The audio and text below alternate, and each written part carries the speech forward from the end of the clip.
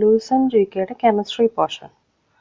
ആ കെമിസ്ട്രി പോർഷൻസിൽ നിന്ന് തന്നെ ആയിരിക്കും ഇപ്പോഴത്തെ എക്സാംസിനെല്ലാം ലൂസൻ ജികെ, SP ബക്ഷി അങ്ങനത്തെ ഉള്ളതാണെന്ന് നമുക്ക് എല്ലാവർക്കും അറിയാം. അപ്പം അതിൻ്റെ മലയാളം വേർഷൻ എക്സ്പ്ലനേഷൻസ് ആണ് ഇവിടെ ഡിസ്കസ് ചെയ്യുന്നത്.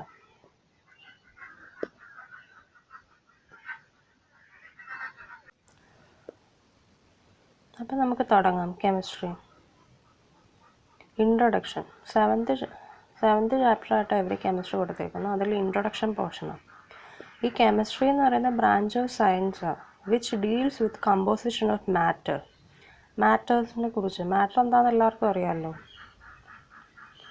Anything that occupies space and possess mass can be felt by any one or more our senses is called matter.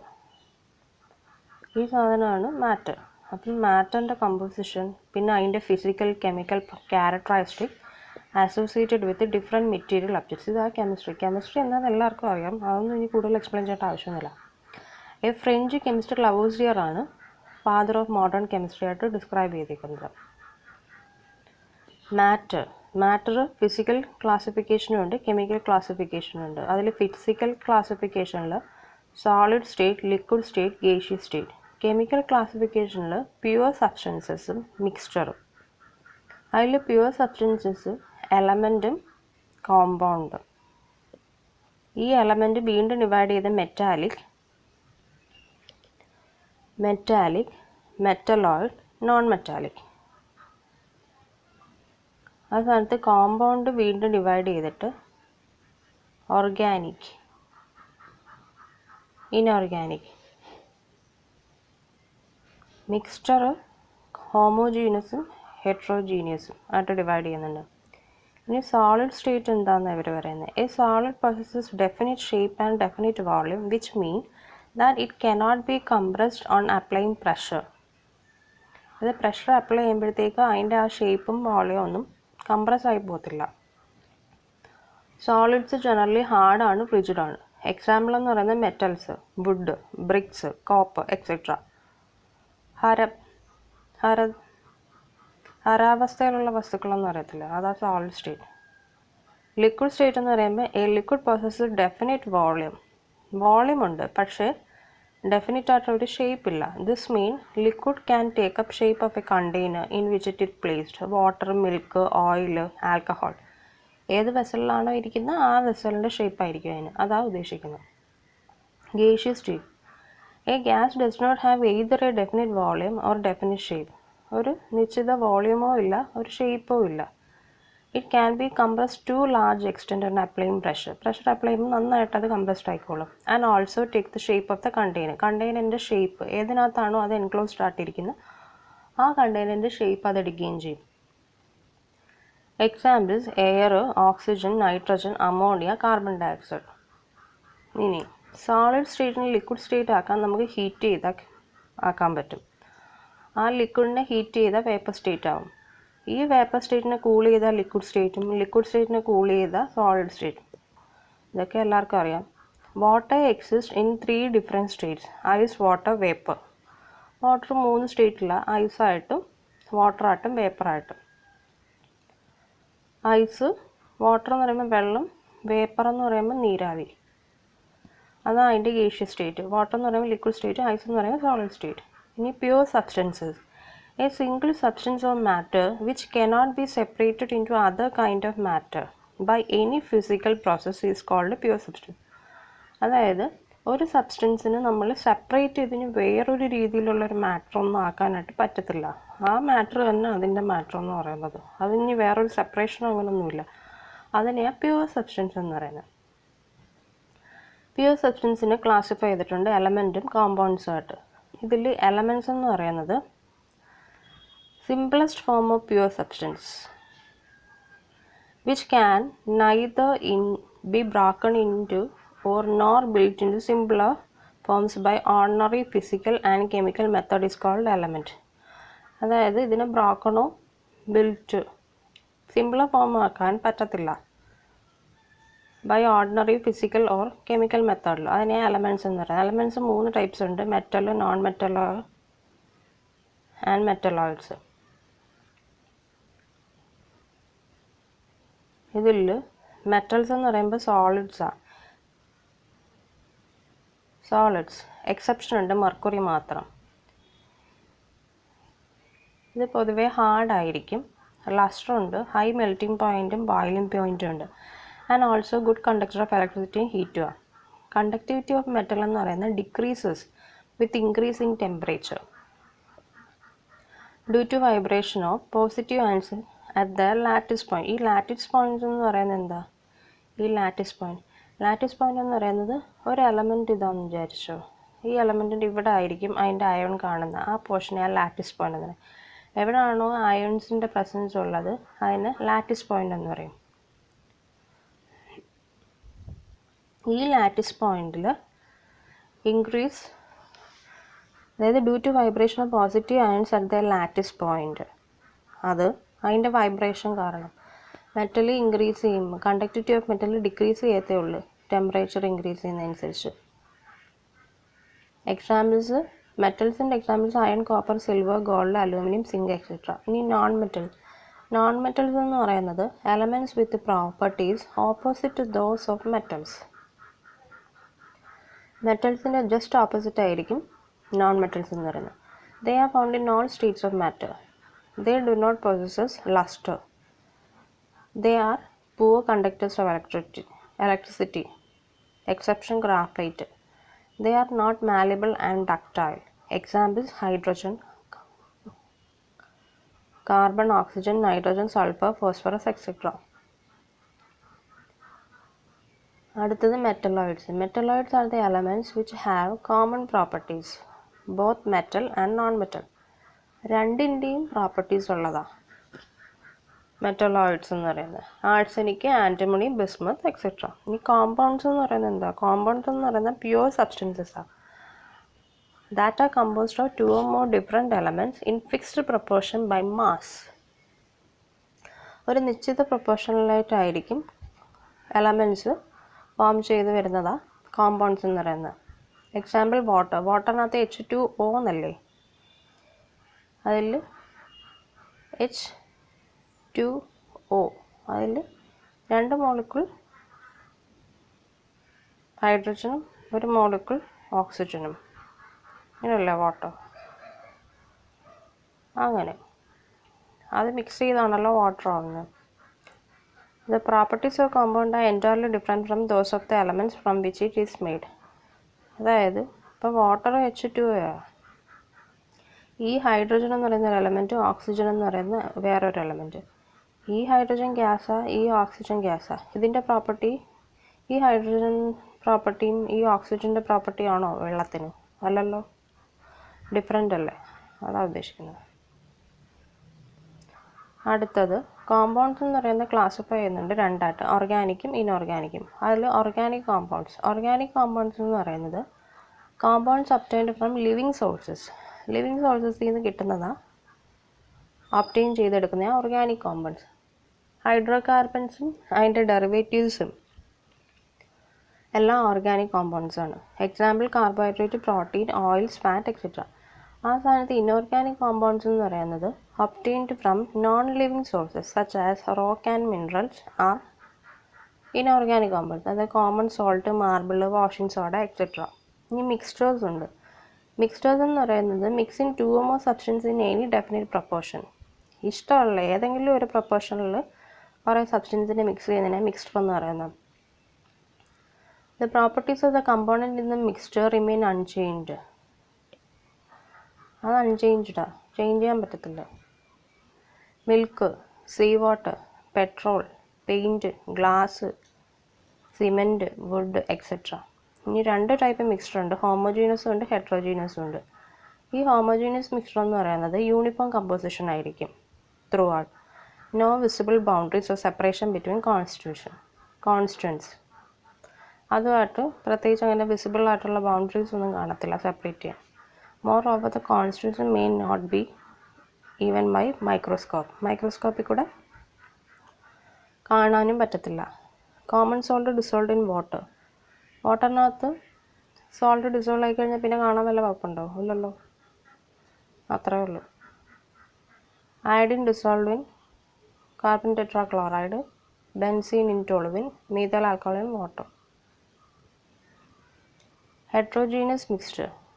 A mixture is said to be heterogeneous എന്ന് പറയുന്നത് അതിന് യൂണിഫോം കമ്പോസിഷൻ ഇല്ല throughout and has visible boundaries of separation between the various constituents. The different constituents of heterogeneous mixture can be seen even with naked eye. There is sulfur sand, iron filling sand, ഇതൊക്കെ mix ചെയ്യുമ്പോൾ നമുക്ക് കാണാൻ പറ്റും. ഇനി separate ചെയ്യണം, അതായത് ഇപ്പം മിക്സ്ചറിനകത്തും നമുക്ക് ഇഷ്ടമുള്ള സാധനം വേർതിരിച്ചെടുക്കാൻ വേണ്ടി സെപ്പറേഷൻ മെത്തേഡ്സ് ഉണ്ട്. അതിൽ ആദ്യത്തെയാ sublimation, filtration, evaporation, crystallization, distillation, fractional distillation, chromatography, sedimentation and decantation. പിന്നെ ഈ ചാപ്റ്റർ തീരുക കേട്ടോ. അപ്പോൾ ഇതും കൂടെ നോക്കാം.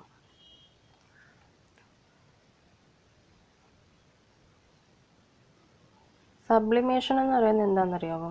A solid substance passes direct into its vapour. അതായത് ഒരു സോളിഡ് സാധനം നമ്മൾ നേരത്തെ ഇവിടെ പഠിച്ചു. നേരത്തെ എന്താ നമ്മൾ പഠിച്ചത്? സോളിഡിനെ ഹീറ്റ് ചെയ്ത് ലിക്വിഡാക്കും. ഈ ലിക്വിഡിനെ ഹീറ്റ് ചെയ്ത് ഗ്യാസ് ആക്കും എന്നല്ലേ പറഞ്ഞ? ഹീറ്റ് ചെയ്ത്. പക്ഷേ ഈ സോളിഡ് സാധനം ഡയറക്റ്റ് ഗ്യാസ് ആവും. അങ്ങനെ ഗ്യാസ് ആവുന്ന സാധനത്തിന് ആ പ്രോസസ്സിനെ പറയുന്ന സബ്ലിമേഷൻ. ഓക്കെ. ഈ സാധനം പിന്നെ കൂൾ ചെയ്ത് സോളിഡും ആവും. This method can be substances which are sublimation in their separation from non-sublimate materials. ഈ സാധനം ശരിക്കും this method can be used for the substance which are sublime in their separation from non-sublimate method. അതായത് കുറച്ച് സാധനം ഇപ്പം രണ്ട് സാധനത്തിന് mix ചെയ്തൊരു സാധനം ആണെന്ന് വിചാരിച്ചു. ഇത് അങ്ങനെ സബ്ലിമേറ്റ് ചെയ്ത് തിരിച്ചാവുന്നത്, ഇത് ചെയ്യാത്ത. അപ്പം ഈ പോർഷനാണ് നമുക്ക് എടുക്കാൻ, ഇല്ലെങ്കിൽ ഇതായാലും എടുക്കാം. ഈ സാധനം ഇങ്ങനെ അങ്ങ് പോവുകയാണെങ്കിൽ, ഒന്ന് ഹീറ്റാക്കി കൊടുത്താൽ ഇത് തിരിച്ച് ഇങ്ങനെ ആവുകയാണെങ്കിൽ ഇത് നമുക്ക് സെപ്പറേറ്റ് ആയിട്ട് എടുത്തൂടെ? അതേ ഇവിടെ ഉദ്ദേശിക്കുന്നത്. നാഫ്തലിനും അയഡിനും ammonium ക്ലോറൈഡും. Filtration. This is a process for quick and complete removal of suspended solid particles from a liquid. ഇത് ശരിക്കും സോളിഡ് പാർട്ടിക്കിൾസിനെ ലിക്വിഡ് ചെയ്യുന്ന, റിമൂവ് ചെയ്ത് മാറ്റാൻ വേണ്ടിയുള്ളതാണ്. ഇപ്പോൾ ടീ ലീവ്സ്, നമ്മൾ ചായ ഉണ്ടാക്കി കഴിഞ്ഞിട്ട് ചായയുടെ അരിപ്പ വെച്ച് ചായയുടെ ഇല അല്ലെങ്കിൽ ചായ പൊടി മാറ്റത്തില്ലേ, അത് ഫിൽട്രേഷൻ പ്രോസസ്സാണ്. Remove the solid particles from engine ഓയിലിൽ നിന്ന്, കാർ എൻജിൻ്റെ എൻജിൻ ഓയിലിൽ നിന്നൊക്കെ സോളിഡ് പാർട്ടിക്കിൾസ് റിമൂവ് ചെയ്ത് കളയുന്നതെല്ലാം ഫിൽട്രേഷൻ പ്രോസസ്സാണ്. അടുത്ത ഇവാപ്രേഷൻ. ഇവാപ്രേഷൻ എന്ന് പറയുന്നത് എന്താ? ഒരു solid substance in A liquid is heated. The liquid, if a solution of solid substance in a liquid is heated, the liquid gets converted into its vapor and slowly goes off completely. ഇതിപ്പം ഒരു പാത്രം, അതിനകത്ത് കുറച്ച് liquid ഇരിക്കുന്നു. ഈ സാധനം ഇങ്ങനെ ചൂടാക്കുന്നു വിചാരിച്ചോ, ഒരടുപ്പ് ചൂടാക്കുന്നു. അപ്പം നീരാവിയായിട്ട് പോകത്തില്ലേ, പേപ്പറായിട്ട് ചൂടായി കഴിയുമ്പോൾ. അങ്ങനെ സ്ലോലി ഗോസ് കംപ്ലീറ്റ്ലി. എല്ലാം ഇങ്ങനെ മാക്സിമം ചൂടാക്കുമ്പോൾ ഈ വെള്ളം ഫുൾ പോയി അവസാനം അതിനൊരു നീരാവിയായിട്ട് അങ്ങ് കംപ്ലീറ്റ്ലി പോകും. ആ പ്രോസസ്സിനെ പറയുന്നത് ഇവാപ്രേഷൻ എന്ന് പറയുന്നത്. Evaporation of water in summer from pond, well, lake. സമ്മറിൽ നമ്മുടെ കിണറ്റിലൊന്നും വെള്ളമില്ല എന്നൊക്കെ പറയുന്നത് കുറച്ച് മിക്കതും നീരാവിയായിട്ട് അങ്ങ് പോകുന്നതാണ്. അടുത്ത crystallisation. This method is mostly used for separation and purification of solid substance. In this process, impure solid or mixture is heated with a suitable alkali solvent to its boiling point and the hot solution is filtered. ഒരു നിശ്ചിത ഒരു സാധനം വെച്ച് ഈ ഇതിനകത്ത് ഒരു solid substance ഉണ്ട്, സെപ്പറേഷനും പ്യൂരിഫിക്കേഷനും solid സബ്സ്റ്റൻസിന് വേണ്ടിയാണ് ഈ ക്രിസ്റ്റലൈസേഷൻ പ്രോസസ്സ് നടക്കുന്നത്. അതിൽ ഇംപ്യൂർ ആയിട്ട് എന്ത് സോളിഡ് സബ്സ്റ്റൻസിനാണോ നിങ്ങളുടെ കയ്യിലുള്ളത് അത് ഏതെങ്കിലും ഒരു നല്ലൊരു സോൾവെൻ്റായിട്ട്, അതായത് ആൽക്കഹോളോ വാട്ടറോ അതുമായിട്ട് മിക്സ് ചെയ്തിട്ടൊന്ന് ചൂടാക്കും. അപ്പോഴത്തേക്കും ഒരു എന്ത് കിട്ടും, ഒരു ഹോട്ട് സൊല്യൂഷൻ കിട്ടും. ആ ഹോട്ട് സൊല്യൂഷന് അങ്ങ് ഫിൽട്ടർ ചെയ്യും. അപ്പം ഒരു ക്ലിയർ ഫിൽട്രേറ്റ് കിട്ടും. അതിനെ പതുക്കെ കൂൾ ചെയ്തിട്ട് റൂം ടെമ്പറേച്ചറിൽ സ്ലോലി കൂൾഡ് ചെയ്യും. When pure solid crystals out. അങ്ങനെയാണ് ഈ സെപ്പറേറ്റഡ് ചെയ്യുന്നത്. This is separated by filtration and dried. മനസ്സിലായോ? For the separation of more complex mixtures ആണെങ്കിൽ fractional crystallization is used, in which components of mixtures crystallize out at different intervals of time. അതായത് ഓരോ മിക്സ്ചേഴ്സിനും crystallise ചെയ്യാനായിട്ട് ഓരോ നിശ്ചിത time വെച്ച് ഇവർ നോക്കും. എന്നിട്ട് ചൂടാക്കും, തണുപ്പിക്കും. അങ്ങനെ ഓരോരോ സ്പെസിഫിക് ടൈമിൽ ചെയ്തിട്ട് എപ്പോഴാണോ അത് എടുക്കാൻ പറ്റുന്നത് അങ്ങനെ മാറ്റി ഫിൽട്ടർ ചെയ്തെടുക്കും. അതിനെ ഫ്രാക്ഷണൽ ക്രിസ്റ്റലൈസേഷൻ എന്ന് പറയുന്നത്. ഡിസ്റ്റിലേഷൻ എന്ന് പറയുന്നത് converting a liquid into its paper by heating, then condensing the paper again into same liquid by cooling. Thus distillation involves വേപ്പറൈസേഷനും കണ്ടൻസേഷനും. അതായത് ഡിസ്റ്റിലേഷൻ എന്ന് പറയുന്നത് നമ്മൾ സാധാരണ പഠിച്ചിട്ടുണ്ട്, ലിക്വിഡ് ഗ്യാസിലോട്ടാവും ഹീറ്റ് ചെയ്യുമ്പോഴത്തേക്ക് എന്ന് പഠിച്ചിട്ടുണ്ട്. അങ്ങനെ ആവുന്നതിനെയാണ് നമ്മളെന്താ പറയുന്നത്, വേപ്പറൈസേഷൻ എന്ന് പറയുന്നത്. പക്ഷേ ഇവിടെ വേപ്പറൈസേഷൻ എന്ന് പറയുന്നത് വേപ്പറൈസേഷനും കണ്ടൻസേഷനും കൂടെ ചേർന്നതാണ് ഡിസ്റ്റിലേഷൻ എന്ന് പറയുന്നത്. This method is employed to separate the liquid which have different boiling point, or a liquid from non-volatile solids, or solids either in solution or suspension. Example നോക്കുക, mixture of copper sulfateും വാട്ടറും, or a mixture of water and methyl alcohol can be separated by this method. ഇങ്ങനെ ഓരോ മിക്സ്ചറും separate ചെയ്തെടുക്കാൻ പറ്റും. ആദ്യം ഒന്ന് ചൂടാക്കുക, അപ്പോഴത്തേക്ക് വേപ്പറാവും, പിന്നെ അത് ഇതാക്കുക, അപ്പോഴത്തേക്ക് നമുക്ക് എന്താണോ വേണ്ടത് അത് നമുക്ക് സെപ്പറേറ്റ് ആയിട്ട് കിട്ടും. നമ്മൾ നേരത്തെ പറഞ്ഞ ഫ്രാക്ഷണൽ ഡിസ്റ്റിലേഷൻ എന്ന്, similar to distillation process, except that fractionating column is used to separate 2 or more volatile liquid which have different boiling points. ഇവിടെ ബോയിലിംഗ് പോയിൻറ്റ്സ് നോക്കും. ഫോർ എക്സാമ്പിൾ മീഥൈൽ ആൽക്കഹോളിൻ്റെയും അസറ്റോണിൻ്റെയും ബോയിലിംഗ് പോയിൻ്റ് അവർ പറഞ്ഞേക്കുന്നത്, separated by fractional distillation process. Separation of petrol, diesel oil, kerosene oil, heavy oil etcetera from crude petroleum. പിന്നെ എല്ലാം separate ആയിട്ട് അവർ time വെച്ചിട്ടുണ്ട്. ആ ബോയിലിംഗ് പോയിൻറ്റിൽ അവർ എത്ര ടൈം എടുത്താണോ അപ്പോഴത്തേക്ക് അത് മാറ്റും. Separation of oxygen, nitrogen, inert gases and carbon dioxide from liquid air etcetera. ഇതൊക്കെ ഫ്രാക്ഷണൽ ഡിസ്റ്റിലേഷനാണ്. ഇനി ക്രൊമാറ്റോഗ്രഫി. Chromatography എന്ന് പറയുമ്പോൾ name chromatography is derived from Latin word chroma. Chroma meaning color. The technique of chromatography is based on the difference in the rate at which the components of a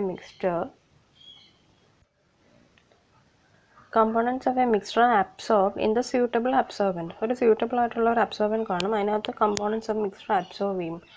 അതുവഴിയാണ് ഓരോന്നിനും ഓരോ പ്രത്യേക rate ആയിരിക്കും. ആ വഴി differentiate ചെയ്തെടുക്കുന്ന സാധനത്തിനെ chromatography എന്ന് പറയുന്നത്. There are many types of chromatography. Column absorption chromatography, thin layer chromatography, paper chromatography, high pressure liquid chromatography, ion exchange chromatography, gas chromatography. ഇതൊന്നും ഇവിടെ ഡീപ്പായിട്ട് പറഞ്ഞിട്ടില്ല, അതുകൊണ്ട് നമ്മൾ നോക്കുന്നില്ല. Sedimentation or decantation. This method is used when one component is a liquid and other is insoluble. ആ കേസിലാണ് ഇത് യൂസ് ചെയ്യുന്നത്. Insoluble solid heavier than liquid ആയിരിക്കും, ദാറ്റ് ഈസ് മഡും വാട്ടറും. അതായത് ലയിക്കാത്ത സോളിഡ് അത് ലിക്വിഡിനെ കാട്ടി ഹെവിയർ ആയിരിക്കും. ഇങ്ങനെ അടിഞ്ഞ് കിടക്കത്തില്ല, മട്ടി അടിഞ്ഞ് കിടക്കുമെന്ന് പറയത്തില്ല, അതാണൊക്കെ. അപ്പോൾ സെഡിമെൻറ്റേഷൻ, ഡീകാൻറ്റേഷൻ എക്സാമ്പിൾ വയ്ക്കുമ്പോൾ മഡ് ആൻഡ് വാട്ടർ കേട്ടോ. മഡി വാട്ടർ അലോ ചെയ്യുന്നു, സാൻഡ്, അത് നമ്മൾ പല സ്ഥലത്തൊക്കെ കണ്ടിട്ടില്ലേ. ഇങ്ങനെ ഈ വെള്ളം കലങ്ങിയ വെള്ളമുള്ളവർ ഇങ്ങനെ ചരുവത്തിനകത്ത് കുറേ മണലൊക്കെ ഇട്ടിട്ട് ആ വെള്ളം കോരി ഒഴിക്കുമ്പോൾ നല്ല പ്യുവർ സാധനം ഇങ്ങനെ അടിഞ്ഞു വരും, മഡെല്ലാം മാറ്റി നല്ല വെള്ളം കിട്ടും. അതിനെയാണ് പറയുന്നത്. decantation. In concept of change in state, melting point, temperature at which a solid and the liquid forms of a substance exist at equilibrium or both the forms have same vapor pressure is called a melting point. നമ്മുടെ മലയാളത്തിൽ പറയുകയാണെങ്കിൽ melting point എന്ന് വെച്ചാൽ ഉരുകാൻ എടുക്കുന്ന സാധനം, സോളിഡോ ലിക്വിഡോ. ഈ boiling point എന്ന് പറയുകയാണെങ്കിൽ temperature at which vapour pressure of the liquid is equal to the atmosphere pressure is called boiling point. തിളയ്ക്കാൻ എടുക്കുന്നത് അത്രയും ഉദ്ദേശിച്ചാൽ മതി. ലിക്വിഡ് ബോയിലിംഗ് പോയിന്റ് കൊണ്ട് water 373K, ethanol 349K, chloroform 334K, acetone 329K. ഇതിവിടെ പറഞ്ഞുകൊണ്ട് ജസ്റ്റ് ഒന്ന് നോക്കി വെച്ചേക്കുക. ഏറ്റവും കുറവ് അസറ്റോണാണ് 329K, ഏറ്റവും കൂടുതൽ 373K. ആ വാട്ടറിൻ്റെ 373K എന്ന് പറയുമ്പോൾ കെൽവിനാണ് ബോയിലിംഗ് പോയിൻ്റ് ആണെന്ന് മനസ്സിലാക്കി വെച്ചേക്കുക. അടുത്ത ഫ്രീസിങ് പോയിൻ്റ് എന്ന് പറയുമ്പോൾ ഫ്രീസ് ചെയ്യാൻ എടുക്കുന്നത് temperature at which the vapour pressure of its liquid is equal to the vapour pressure of the corresponding solid. അതായത് ഒരു ലിക്വിഡ് സോളിഡായിട്ടാകാൻ ഫ്രീസ് ചെയ്ത് ആ എടുക്കുന്നൊരു പോയിൻ്റ് ഉണ്ടല്ലോ, അതിനെയാണ് ഫ്രീസിങ് പോയിൻ്റ് എന്ന് പറയുന്നത്. ഇനി ഇവാപ്രേഷൻ എന്ന് പറയുമ്പോൾ നമ്മൾ നേരത്തെ കുറേ നേരമായിട്ട് പറയുന്നുണ്ട്, ലിക്വിഡ് വേപ്പറായിട്ട് മാറുന്നു, ഒരു റൂം ടെമ്പറേച്ചറിൽ മാറുന്നു. ഇവാപ്രേഷൻ എന്ന് പറയും. Evaporation causes cooling. Actually during evaporation molecules having higher kinetic energy escape from the surface of the liquid. Therefore, average kinetic energy of the rest of the molecule decreases. Therefore, cooling takes place during evaporation. Because of temperature of liquid is directly proportional to the average kinetic energy. Evaporation is affected by following factors. ഇവിടെ പറയുന്നത് evaporation എന്ന് പറയുന്നത് ലിക്വിഡിൽ നിന്ന് വേപ്പറിലോട്ട് മാറുന്നത്, അതൊക്കെ. Evaporation cooling ഇഫക്റ്റാണ് ശരിക്കും തരുന്നതെന്നാണ് പറയുന്നത്. അതായത് ഒരു ലിക്വിഡ് പോർഷനിൽ നിന്ന് സർഫസിൽ നിന്ന് ഈ മോളിക്യൂൾസ് എസ്കേപ്പ് ചെയ്യുകയാണ് ഹയർ കൈനറ്റിക് എനർജി വരുമ്പോൾ. അപ്പം average kinetic energy of the rest of the molecule, അതായത് കുറച്ച് വേപ്പറായിട്ടങ്ങ് പോയി കഴിഞ്ഞ് ഈ ബാക്കി അവിടെ ഉള്ളതിൻ്റെ ആവറേജ് കൈനറ്റിക് എനർജി അപ്പോൾ ഡിക്രീസ് ചെയ്യുക ചെയ്യുന്നത്. അതായത് ഈ ഡിക്രീസ് ചെയ്ത് ആവറേജ് കൈനറ്റിക് എനർജിയും ടെമ്പറേച്ചറും ഡയറക്റ്റ്ലി പ്രൊപ്പോർഷണൽ. അപ്പോൾ ആവറേജ് കൈനറ്റിക് എനർജി അവിടെ കുറയാമെന്ന് വെച്ചാൽ ടെമ്പറേച്ചർ കുറയാമെന്നല്ലേ അർത്ഥം. അതാണ് അവർ ഉദ്ദേശിക്കുന്നത്. മനസ്സിലായോ? അതായത് ഇവർ പറയുന്നത് ഇവാപ്രേഷൻ എന്ന് പറയുന്നത് നമുക്കൊരു കൂളിംഗ് ഇഫക്റ്റാണ് തരുന്നത്. കാരണം എന്ന് വെച്ചാൽ ഒരു ലിക്വിഡ് സർഫസ് ഇവാപ്രേറ്റ് ചെയ്ത് പോകുന്നു. അപ്പം പോയ നീരാവി പോയി, കൈനറ്റിക് എനർജി കൂടിയാൽ അതിൽ നിന്ന് എസ്കേപ്പ് ചെയ്യുന്നു. ബാക്കി റിമെയിൻ ചെയ്യുന്നുണ്ടല്ലോ, ആ റിമെയിൻ ചെയ്യുന്നതിൻ്റെ ആവറേജ് കൈനറ്റിക് എനർജി അവിടെ കുറവായിരിക്കും. അപ്പം ആവറേജ് കൈനറ്റിക് എനർജി കുറവാകുകയാണെങ്കിൽ ടെമ്പറേച്ചറും കുറയുമെന്നാണ് പറയുന്നത്. ബിക്കോസ് അത് ഡയറക്റ്റ്ലി പ്രൊപ്പോർഷണലാണ്. അതുകൊണ്ടാണ് പറയുന്നത് ഇവാപ്രേഷൻ കോസസ് കൂളിംഗ് എന്ന്. ഇനി ഇവാപ്രേഷൻ്റെ അഫക്റ്റ് ചെയ്യുന്ന ഫോളോയിങ് ഫാക്ടേഴ്സ് പറയുന്നുണ്ട്. Temperature, surface area, nature of liquid. Vapour pressure അടുത്ത. A pressure exerted by the vapours of liquid in equilibrium with liquid at given temperature is called vapour pressure. അപ്പോൾ vapour പ്രഷറാണ് അടുത്ത പറയുന്നത്. Pressure exerted by the vapours of liquid in equilibrium with liquid at a given temperature. അതായത് ഒരു specific ആയിട്ടുള്ള ഒരു ടെമ്പറേച്ചറിൽ ലിക്വിഡ്സിൻ്റെ തന്നെ വേപ്പേഴ്സ് വരുമെന്നല്ലോ, ആ വേപ്പർ എക്സേർട്ട് ചെയ്യുന്ന പ്രഷർ ആ ലിക്വിഡിനകത്തോട്ട്, അതിനെയാണ് വേപ്പർ പ്രഷർ എന്ന് പറയുന്നത്. വേപ്പർ പ്രഷർ ഡിപ്പെൻഡ്സ് ചെയ്ത നേച്ചറും ടെമ്പറേച്ചറും.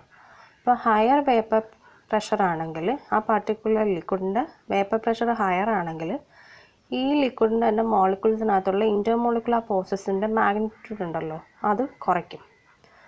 ആ സ്ഥാനത്ത് vapour pressure of liquid increase ചെയ്യും വിത്ത് ഇൻക്രീസ് ഇൻ ടെമ്പറേച്ചർ. അപ്പോൾ ഇത്രയും പോയിൻറ്റ്സ് ആണ് ഇതിനകത്ത് ഈ ചാപ്റ്ററിൽ പറയുന്നത്. ഇനി നെക്സ്റ്റ് ചാപ്റ്റർ അറ്റോമിക് സ്ട്രക്ചറാണ്, അത് അടുത്ത ക്ലാസ്സിൽ പറയാം. ഇതിപ്പം മനസ്സിലായി കാണുമെന്ന് വിശ്വസിക്കുന്നു. Thank you.